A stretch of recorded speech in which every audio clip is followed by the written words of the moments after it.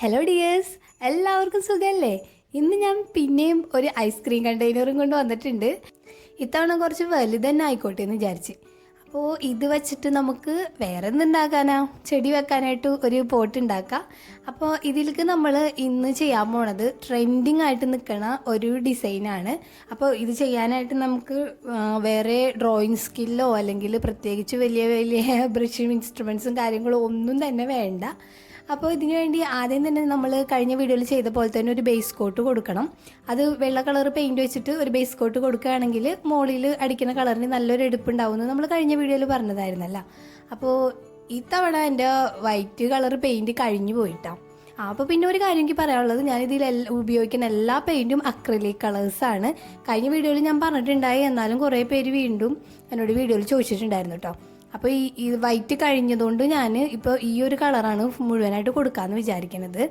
അപ്പോൾ വൈറ്റ് കൊടുക്കുകയാണെങ്കിൽ നമ്മൾ ഇതിൻ്റെ മേലെ ഇതുപോലെ കളറൊക്കെ കുറച്ച് കോട്ട് കൊടുത്താൽ മതിയാവും. ഇതിപ്പോൾ ഒരു 1-2 കോട്ട് കൊടുത്താൽ മാത്രം നല്ലൊരു ബ്രൈറ്റായിട്ട് കിട്ടുള്ളൂ. അപ്പോൾ ഞാൻ ഈ പ്രാവശ്യം ബ്രഷ് ഉപയോഗിച്ചിട്ടല്ല, സ്പോഞ്ച് വെച്ചിട്ട് ഇങ്ങനെ പഫ് ചെയ്തെടുക്കാമെന്നാണ് വിചാരിക്കുന്നത്. അപ്പോൾ തന്നെ ഈ ഒരു പോട്ടിൻ്റെ ടെക്സ്ചർ ശരിക്കും ഒരു ഗ്രിപ്പ് എഫക്റ്റ് തോന്നും. ഇതിൻ്റെ മേലൊക്കെ ചെറിയൊരു തരിതരി പോലെ തോന്നും. ഇങ്ങനെ ചെയ്യണവർക്ക് അറിയാൻ പറ്റുമല്ലേ? അപ്പം നമ്മൾ ഇത് മുഴുവനായിട്ട് നമുക്ക് ഇങ്ങനെ ഒന്ന് കവർ ചെയ്തെടുക്കാം കേട്ടോ. പിന്നെ ഇതിൻ്റെ എഡ്ജിലൊക്കെ നമുക്ക് വേണമെങ്കിൽ ബ്രഷ് വെച്ച് ചെയ്ത് കൊടുക്കുക. അതായിരിക്കും കുറച്ചും കൂടി ഫിനിഷിങ് കിട്ടുക.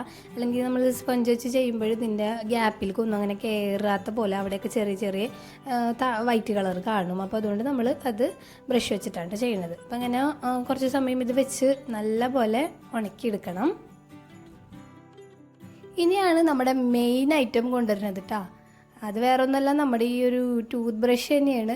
അപ്പോൾ ആളെ നമ്മൾ നന്നായിട്ടൊന്ന് ഉരച്ചെടുക്കണം. അതായത് അതിൻ്റെ ഒരു ബ്രിസ്റ്റിൽസൊക്കെ ഇങ്ങനെ നല്ല സ്റ്റിഫായിട്ട് നിവർന്നല്ലേ നിൽക്കുന്നുണ്ടാവുക. അപ്പോൾ നമ്മളതൊന്ന് താഴെയിട്ട് ഉരക്കുക, അല്ലെങ്കിൽ നമ്മുടെ കൈയുടെ ഉള്ളനടിയിലിട്ട് ഇതുപോലെയൊക്കെ ഒന്ന് തിരിച്ചു കൊടുത്തു കഴിഞ്ഞാൽ അതൊന്ന് സോഫ്റ്റായിട്ട് ചിലപ്പോൾ അതുണ്ടാവും ഫ്രണ്ടിലത്തേക്ക് ഇങ്ങനെ ചെറുതായിട്ടൊന്നിങ്ങനെ അകന്ന് കിട്ടും.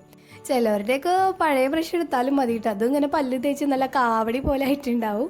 അപ്പോൾ അങ്ങനെ ഇല്ലാത്തവർ ഇതുപോലെയൊക്കെ ഒന്ന് എന്തെങ്കിലുമൊക്കെ ഒന്ന് ചെയ്ത് അതിനെ ഒന്ന് പതുക്കെ ഒന്ന് നിവർത്തിയെടുക്കാം. ഇനി നമുക്ക് ചെയ്യാനുള്ളത് ഇതിലേക്ക് നമ്മൾ കളേഴ്സ് കൊടുക്കാമെന്നുള്ളതാണ്. ഞാനപ്പോൾ കുറച്ച് കളേഴ്സ് ഇവിടെ സെലക്ട് ചെയ്ത് വെച്ചിട്ടുണ്ട്, അത് വഴിയെ കാണിച്ചു തരാം കേട്ടോ. അപ്പോൾ ഇത് ഓരോന്നായിട്ട് നമ്മൾ ഇതിലേക്ക് ഇങ്ങനെ ഡ്രോപ്പ് ചെയ്ത് കൊടുക്കുക. കളേഴ്സൊക്കെ ഏതാണെന്ന് നോക്കി വെച്ചോട്ടാ.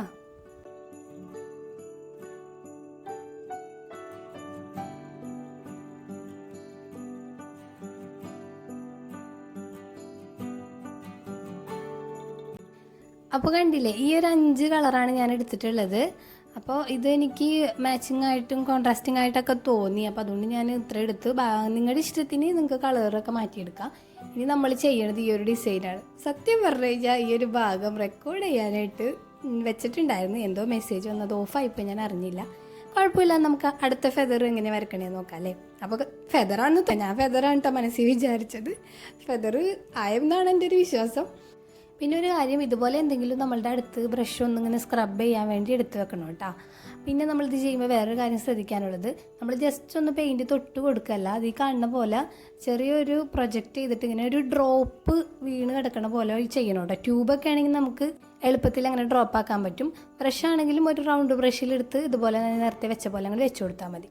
പിന്നെ ഒരു കാര്യം നിങ്ങൾ ശ്രദ്ധിക്കാനുള്ളത്, ഒരു ഫെദർ ചെയ്ത് കഴിഞ്ഞിട്ട് അടുത്ത ഫെദർ ചെയ്യാൻ പോകുമ്പോൾ ആ ബ്രഷ് നന്നായിട്ടൊന്ന് കഴുകി തുടച്ചെടുക്കണമായിരിക്കും നല്ലത്. അല്ലെങ്കിൽ ഞാനിപ്പോൾ ചെയ്യണ പോലെ ചെറിയൊരു ബ്ലൂയിഷ് കളറൊക്കെ ആ ഒരു ഓറഞ്ചിലൊക്കെ മിക്സായി വരണുണ്ട്. അത് ആദ്യം ചെയ്ത ഫെദറിൻ്റെ കളറാണ് കേട്ടോ. അപ്പം നിങ്ങൾ ചെയ്യുമ്പോൾ രണ്ടാമത്തെ ഫെദർ ഉണ്ടാക്കാൻ പോകുമ്പോൾ ബ്രഷ് കഴുകിയിട്ടൊന്ന് തുടക്കുക. അതിൻ്റെ ഇടയിൽ നമ്മൾ വേറെ കളറിക്കൊക്കെ മാറ്റി കൊടുക്കുമ്പോൾ നമ്മൾ വെച്ചിട്ടുള്ള ആ ഒരു മൂടി ഉണ്ടല്ലോ, അതുപോലെ എന്തെങ്കിലും ജസ്റ്റ് ഒന്ന് നേരത്തെ കണ്ട പോലെ ഒന്ന് റബ്ബ് ചെയ്ത് കൊടുത്താൽ മതി. അപ്പോൾ നമ്മൾ ഈ പെയിൻ്റൊക്കെ ഇങ്ങനെ തുറന്ന് വെച്ചേക്കണ വെറുതെ ഭംഗിക്ക് വേണ്ടിയല്ല കേട്ടോ. എനിക്ക് ചെറിയൊരു പിശുക്കിൻ്റെ അസുഖമുള്ളതുകൊണ്ട് ഞാൻ ആ മൂടിയിലുള്ള കളറൊക്കെയാണ് ഇതുമ്പോൾ ഇങ്ങനെ തൊടാനായിട്ട് എടുക്കണത്. തൊടാന്ന് വെച്ചിട്ടുണ്ടെങ്കിൽ നമ്മളിപ്പോൾ ഏത് കളറാണോ ബ്ലെൻഡ് ചെയ്തുകൊണ്ടിരിക്കുന്നത് ആ കളറിൽ നമ്മൾ പെയിൻറ്റ് തികയണില്ലാന്ന് തോന്നുകയാണെങ്കിൽ ഒന്ന് ബ്രഷ് ചെറുതായിട്ടൊന്ന് മുക്കിയിട്ട് ഇതുപോലെ ഒന്ന് കൊടുക്കുക. ഒരുപാട് പെയിൻറ്റ് കൂടി പോകരുതിട്ട്, അതുകൊണ്ടാണ് ഞാൻ മൂടിയിൽ നിന്ന് എടുക്കുന്നത്. ഇനി അങ്ങനെ നിങ്ങൾക്ക് ഇഷ്ടമില്ല എന്നുണ്ടെങ്കിൽ സെപ്പറേറ്റ് എന്തെങ്കിലും ഒഴിച്ചിട്ടാണ് എടുക്കണമെന്നുണ്ടെങ്കിൽ നേരിട്ട് ആ ബ്രഷ് ഇതുപോലെ കൊണ്ടുവന്നിട്ട് ഇങ്ങനെ ബ്ലെൻഡ് ചെയ്ത് കൊടുക്കരുത്. അത് നമ്മൾ ആ വെച്ചിട്ടുള്ള ഒരു മൂടിയിലൊന്ന് ബ്രഷിനൊന്ന് റബ്ബ് ചെയ്തിട്ട് കൊണ്ടുവന്നിട്ട് ഇതിൽ വെച്ച് ബ്ലെൻഡ് ചെയ്യുക. അല്ലെങ്കിൽ ഒരുപാട് പെയിൻ്റ് ആയി കഴിഞ്ഞാൽ നമുക്ക് ആ ഒരു ഫെദറി ലുക്ക് കിട്ടില്ല കേട്ടോ. അപ്പോൾ ബ്രഷ് നന്നായിട്ട് നേരത്തെ പറഞ്ഞ പോലെ അങ്ങോട്ട് ഉരക്കുകയാണെങ്കിൽ ഇതിലും നല്ല സ്മൂത്ത് ഫെദറായിട്ട് കിട്ടും. പിന്നെ നിങ്ങളുടെ ബ്രഷിൻ്റെ ബ്രിസ്റ്റിൽസിൻ്റെ ഡയറക്ഷൻ എങ്ങോട്ടാണോ അതിനനുസരിച്ച് വേണം നമ്മൾ വരച്ചു കൊടുക്കുക. ഞാനിപ്പോൾ ഇതുപോലെ ബ്രഷ് പിടിച്ചിട്ടാണ് വരക്കണേന്ന് വെച്ചിട്ട് നിങ്ങളുടെ ബ്രഷിൻ്റെ ബ്രിസ്റ്റിൽസ് നിങ്ങൾ ഉരച്ചപ്പോൾ എങ്ങോട്ടാണ് മാറിയേക്കണേ. ചിലർക്ക് അതിൻ്റെ തുമ്പ് പിടിച്ചിട്ട് താഴോട്ട് തള്ളുമ്പോഴായിരിക്കും പോണത്. അപ്പോൾ അത് നിങ്ങളത് ജസ്റ്റ് ഒരു പേപ്പറിൽ ആദ്യം വരച്ച് നോക്കാം കേട്ടോ. അതിന് ശേഷം മാത്രം ഈ ഒരു പോട്ടിൽക്ക് അങ്ങനെ ചെയ്താൽ മതി. അപ്പോൾ ഈ ഒരു ഡിസൈൻ ഞാൻ കണ്ടുപിടിച്ച ഡിസൈനൊന്നുമല്ല. ഇനിയിപ്പോൾ ഇതിന് അടിയിൽ കുറേ കമൻറ്റ് വരും ഇത് മുമ്പേ ഉള്ളതാണെന്നൊക്കെ. ഇത് മുമ്പേ ഉള്ളത് തന്നെയാണ്. ഞാൻ നേരത്തെ പറഞ്ഞിട്ടുണ്ടല്ലോ ഡ്രോയിങ് സ്കില്ലും ഇമാതിരി സ്കിൽസൊക്കെ വളരെ കുറവാണ് എനിക്ക്. പിന്നെ എനിക്ക് ചെടികളോടുള്ള ഇഷ്ടം കൊണ്ട് അവരെ എത്രത്തോളം ഭംഗിയിൽ വെക്കാൻ പറ്റുമെന്ന് ആലോചിച്ച് ഓരോന്നിങ്ങനെ കാണുമ്പോൾ ചെയ്ത് നോക്കണതാണ് കേട്ടോ. ഇത് ക്യാൻവാസിലും ബോട്ടിൽ ആർട്ടിലൊക്കെ ആയിട്ട് ഒരുപാട് വീഡിയോസ് യൂട്യൂബിൽ തന്നെ ഞാൻ കണ്ടിട്ടൊക്കെ ഉണ്ട്. അപ്പോൾ അത് ഞാൻ നമ്മുടെ ഗാർഡൻ ബോട്ടിലേക്ക് ഒന്ന് കൊണ്ടുവന്നു മാത്രമേ ഉള്ളൂ കേട്ടോ. ഇനി ഇതും ആരെങ്കിലും ചെയ്തിട്ടുണ്ടോ എന്ന് എനിക്കറിയില്ല. എന്തായാലും എനിക്ക് കണ്ടപ്പോൾ ഒരു ഇഷ്ടം തോന്നി, ചെയ്ത് നോക്കി. അപ്പോൾ ചെയ്യുമ്പോൾ നിങ്ങളും കൂടി കാണട്ടെ എന്ന് വിചാരിച്ചു. ഇനി നമുക്ക് ഫെദറിന് എന്തായാലും ഒരു തണ്ട് പോലത്തെ ഒരു സംഭവം ഉണ്ടാവില്ലേ, അപ്പോൾ അതൊന്ന് വരച്ചു കൊടുത്തിട്ടുണ്ട് കേട്ടോ. അപ്പോൾ ബ്ലാക്ക് കളർ പെയിൻറ്റ് ഇല്ലാത്തതുകൊണ്ട് ഞാനൊരു ബ്രൗൺ കളറാണ് കൊടുത്തിട്ടുള്ളത്. പിന്നെ ബാക്ക്ഗ്രൗണ്ട് എനിക്ക് വൈറ്റ് ആക്കാനായിരുന്നു ഇഷ്ടം. അപ്പോൾ അത് വൈറ്റ് എനിക്ക് തീർന്നു പോയതുകൊണ്ട് ഞാൻ ഈ ഒരു കളർ കൊടുത്തു. അപ്പോൾ അതിന് മാച്ചിങ്ങും കൂടി ആയിട്ടാണ് ബ്രൗൺ എടുത്തിട്ടുള്ളത്. അപ്പോൾ ഏകദേശം നമ്മുടെ ഈ ഒരു പണി കഴിഞ്ഞെന്ന് പറയാം. അപ്പോൾ ഇത് നന്നായിട്ട് വെച്ച് ഉണക്കിയിട്ടുണ്ട് കേട്ടോ. ഉണക്കിയതിന് ശേഷമാണ് ഇപ്പോൾ കാണുന്നത്. ഇനി നമ്മൾ ചെയ്യാൻ പോണത് ഇതുമേൽക്ക് ഒരു മെറ്റാലിക് കളർ ഒന്നിങ്ങനെ ബ്രഷ് അപ്പ് ചെയ്ത് കൊടുക്കണം. നിങ്ങൾക്ക് മെറ്റാലിക് സിൽവറോ അല്ലെങ്കിൽ മെറ്റാലിക് ഗോൾഡ് അങ്ങനെ എന്ത് വേണമെങ്കിലും ചെയ്ത് കൊടുക്കാം കേട്ടോ. ഇനിയിപ്പോൾ ചെയ്തില്ലെങ്കിലും കുഴപ്പമില്ല. ഇപ്പോൾ ഈ പറയണത് പേൾ കളേഴ്സാണ് കേട്ടോ. അക്രിലിക്കിൽ തന്നെ പേൾ കളേഴ്സാണ് ഈ പറയണത്. അപ്പോൾ അത് ഇതുപോലെ ഞാൻ ഒരു കോപ്പർ കളർ ചെയ്ത് കൊടുക്കുന്നുണ്ട്. ഇനിയിപ്പോൾ അത് ഒരുപാടൊന്നും ചെയ്യേണ്ട, ചെറുതായിട്ട് ചെയ്താൽ മതി. പിന്നെ എവിടെയെങ്കിലുമൊക്കെ ഇങ്ങനെ കട്ട പിടിച്ച് നിൽക്കണമെങ്കിൽ വിരൽ വെച്ചിട്ട് തന്നെ ഒന്ന് ബ്ലെൻഡ് ചെയ്യുക. അപ്പോൾ വിരൽ വെച്ച് ചെയ്തപ്പോൾ എനിക്കതാണ് സൗകര്യം എന്ന് തോന്നി. അപ്പോൾ ഞാൻ പിന്നെ അങ്ങോട്ട് ബാക്കിയെല്ലാം വിരൽ വെച്ചിട്ട് തന്നെ അങ്ങോട്ട് ചെയ്ത് കൊടുത്തു കേട്ടോ. അപ്പോൾ നമുക്കിത് മുഴുവൻ അങ്ങോട്ട് ചെയ്യാം. അപ്പോൾ ഇതിനൊരു ചെറിയൊരു ഷൈനിങ് എഫക്റ്റ് വരും. അപ്പോൾ പ്രത്യേകം ശ്രദ്ധിക്കുക, നമ്മുടെ ഫെദർ നന്നായിട്ട് ഉണങ്ങിയിട്ട് മാത്രം ഇത് ചെയ്താൽ മതി. അല്ലെങ്കിൽ പിന്നെ ഫെദർ ഏതാ ബ്രോൺസ് ഏതാ അതിൻ്റെ നടുവിൽ കൂടി പോയേക്കണ ഒരു തണ്ട് ഏതാന്നൊക്കെ മനസ്സിലാവാൻ പറ്റാത്തൊരവസ്ഥയായി പോകട്ടോ. നമ്മുടെ ജോലി തീർന്നിട്ടില്ല. ഇത് നന്നായിട്ട് ഉണങ്ങിയിട്ട് ഇതിൻ്റെ മേലെ ഒരു കോട്ട് വാർണിഷും കൂടി അങ്ങോട്ട് കൊടുക്കുക.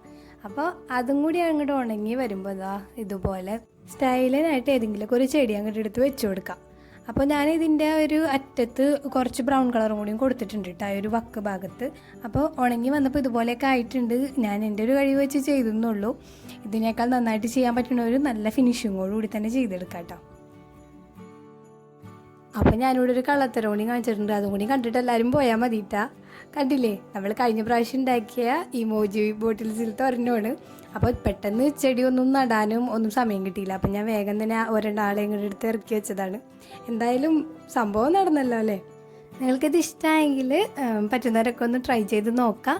അതുപോലെ തന്നെ ചെയ്ത ഫോട്ടോസൊക്കെ എനിക്ക് ഇൻസ്റ്റഗ്രാമിലോ ഫേസ്ബുക്കിലോ ഒക്കെ ഷെയർ ചെയ്യുകയാണെങ്കിൽ നമുക്ക് എല്ലാവർക്കും കൂടി ആയിട്ട് നമ്മുടെ ചാനലിൽ ഷെയർ ചെയ്യാം. അപ്പോൾ ഇത്രയൊക്കെ ഉള്ളൂ ഈ ഒരു വീഡിയോ, കുഞ്ഞു വീഡിയോ ആയിരുന്നു. എല്ലാവർക്കും ഇഷ്ടപ്പെട്ടെന്ന് വിചാരിക്കുന്നു. അപ്പോൾ പുതിയൊരു വീഡിയോയിൽ കാണാം. അതുവരേക്കും ബൈ ബൈ ഫ്രം സഫി ഡയറി.